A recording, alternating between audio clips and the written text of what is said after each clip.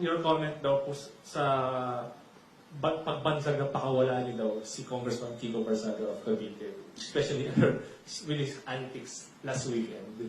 Hindi ko... Okay, number one, kilala ko si Congressman Kiko Barsaga because of the campaign in Cavite in 2022. Dahil unity siya. Ang pagkakaalam ko, ang mga magulang niya, hindi sila for the unity. Ang maalala ko, yung mga magulang niya, Sara Uli. Pero si Congressman Kiko Barsaga was for the unity. Hindi ko alam kung nagkausap man kami from that time na nakita kami sa kampanya hanggang ngayon, kung meron man, pero ang huling maalala ko na nagkausap kami is doon sa rally ng Unity sa kanila, sa Dasmariñas, Cavite. Hindi ko pakawala si Kiko Barsaga.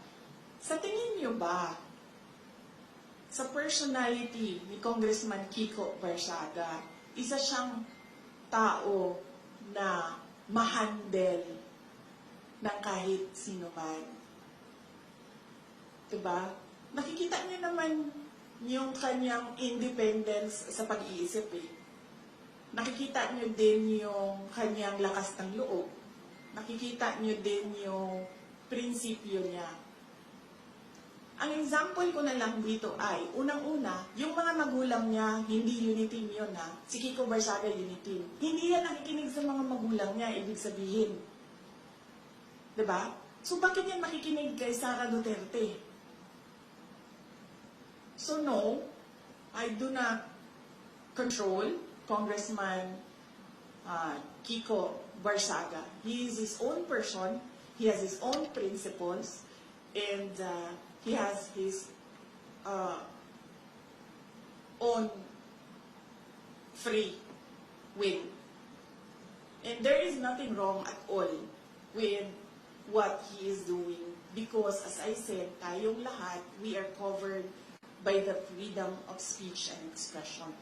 Unfortunately, meron tayong administrasyon na hindi nila matanggap na meron talagang mga tao na number one, hindi natatakot, at number two, hindi nabibili ng pera.